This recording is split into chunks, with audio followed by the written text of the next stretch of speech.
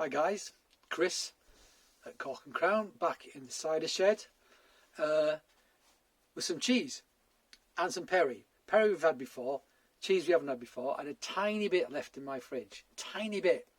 And it's a really interesting cheese called Petit Blaja. It's a goat's cheese. It's from, originally it was from the Savoie.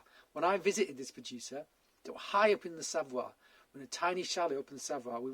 It was really cloudy and the goats didn't want to go out, so we sat in their kitchen with them and ate breakfast upstairs of the chalet. And as it cleared, there was a little window at the end of the table, and as it cleared, we were basically looking directly across the top of Mont Blanc.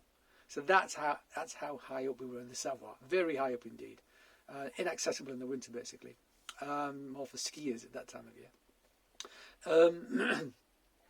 But then unusually, these cheesemakers, that somebody else took over the cheesemaking, then they moved the entire business from the Savoie to the southwest of France, closer to the Pyrenees, the foothills of the Pyrenees, I think, and changed the name to Petit Blaja. So it was called Tarentaise. It was in the Val de Tarentaise, I believe, when it was in the Savoie, and called it Petit Blaja. Changed the name with the relocation. Petit Blaja, I think, refers to like a little hill locally. I could be wrong on that. I think that's what it refers to.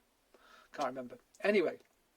So, it's geotrichum, so that means that wrinkly rind, pas de crapaud, they call it in France, toad skin, because it's all wrinkly like a toad skin. Got a tiny bit, and that's what it looks like. So you can see there's the rind, and you can see that wrinkliness, very white inside, because it's goat's cheese. Come on, camera. Very white inside, because it's goat's cheese. So no beta-carotenes in that, because goats turn beta-carotene into vitamin A. So it doesn't come out in the milk, so the milk is white. Unlike cows, who don't do that, so their milk is more yellow, because the beta-carotene comes out in the milk. Fact. So it looks a bit tiny and manky, but it's enough for a tasting. What it should actually look like is this. That's a lot nicer, isn't it? So that's what it should look like in an ideal world. I actually took that photograph yesterday morning in the shop from Mons Cheesemongers for their website. I hope they don't mind me using it, but I just wanted you to see what it should actually look like. So I'm going to pair it with something we've had before. Pair it with a perry. Get it? See what I did there? It's the Cummaddick Thorn. Now, if you remember us talking about Thorn, Thorn is quite an acid pear varietal. We tried several. All of them had this really low, very little sugar, if any sugar, high acidity, almost like a green gauge, gooseberry, kind of green, sort of fresh, mouth-watering flavour to them. And this cheese, I'm not going into the recipe, it's too complicated. I want to do this quickly today. But this is quite an acid goat's cheese. So I thought I'd try them both together, because I was going to want one of these anyway, just for fun. So I thought, hey, what the heck? So let's crack the top off this. There you go. Very little sparkle, as previously, if any at all. I think there's a tiny hint in there. And let's have a little goat cheese. So you got this white paste in the middle, which is quite dry and flaky because it's a lactic cheese. Down the outside you get these geotrichum rinds, and underneath it's a little bit gooey, where the moulds have broken the paste down and make them soft and gooey, more complex. So let's have a bit of this. So, quite unusual. So, there's a very hard to describe geotrichum flavour. Sort of nutty, sort of mushroomy, quite savoury, but gorgeous. The salt in this, but by God, it's brilliant. Really good. It's quite salty. It's high in salt for a lot of goat cheese, but still well within the realms of what's acceptable. And I actually love salt, a bit of a salt fiend, so don't mind that at all.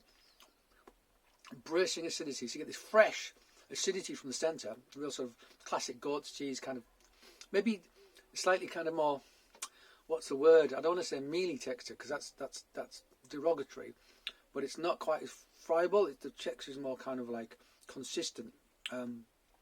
It's dense but fluffy. It's like a dense fluffiness. Not sure that works. Anyway, you can get some. Mons Cheesemongers, online shop, Petit Blaja. Check it out. But I'm going to try it with this Thorn Perry. So let's remind ourselves about the Thorn Perry. So, light in colour, because it's a perry, and they generally are. There's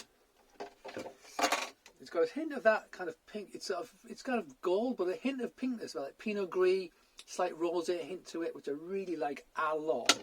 So this is from Cumadic, Jeremy Harris, Herefordshire. Tiny producer. He makes the Betty Prosser that I was raving about, that rare varietal Perry that we tried twice, the 2018 and the 2019, both of which I loved. So quite green, fresh on the nose, maybe a hint of pear.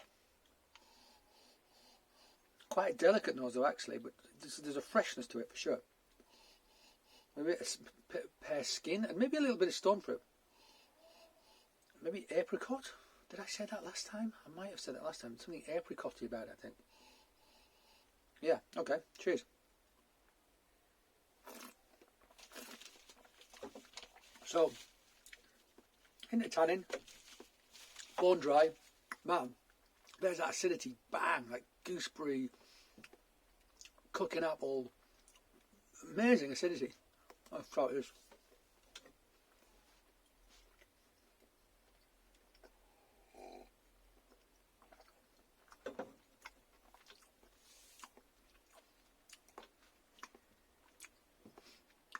Okay, it's quite unusual. I think I'd always want a little bit of sugar in it. There's none whatsoever. You almost feel it doesn't work. But then that really lemony, gooseberry, limey acidity hits that salt I was talking about.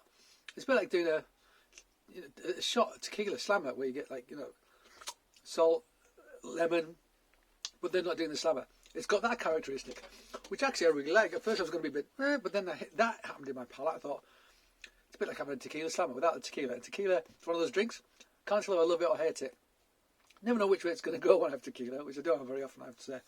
Try once more. This is the last bit.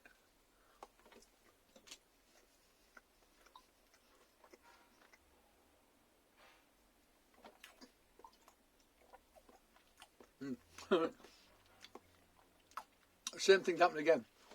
I think possibly, when that geo flavour's coming at the back of my nose, it's awesome. Possibly, it's not quite in balance. Maybe that is a bit too acid. It needs something a bit richer, possibly, because it's acid in the centre of that cheese, but it's getting rounded, more savoury at the edges. However, that salt and acidity thing rescues it, because it's really intriguing. It's almost like spritzy on your tongue. Cool. There you go. Petit Blaja. An unusual French cheese. A rare French cheese. It's a one-off. There was only one producer of Petit Blaja / Tarentaise, as it used to be called. And if you can get hold of some, get hold of some. Like I said, Mons Cheesemongers online shop. Petit Blaja. Get hold of some. Okay, guys.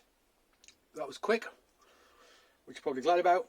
I'll be back again very soon with some more cider, possibly some cheese as well. It's almost becoming a cider and cheese vlog, this, isn't it? What the hell? I like both of those things. If you like one, tune in for that. If you like the other, tune in for that. Like them both. You got nothing to lose, have you? Okay. I'm going to finish the rest of this cider very happily, and I will see you again. And until then, cheers.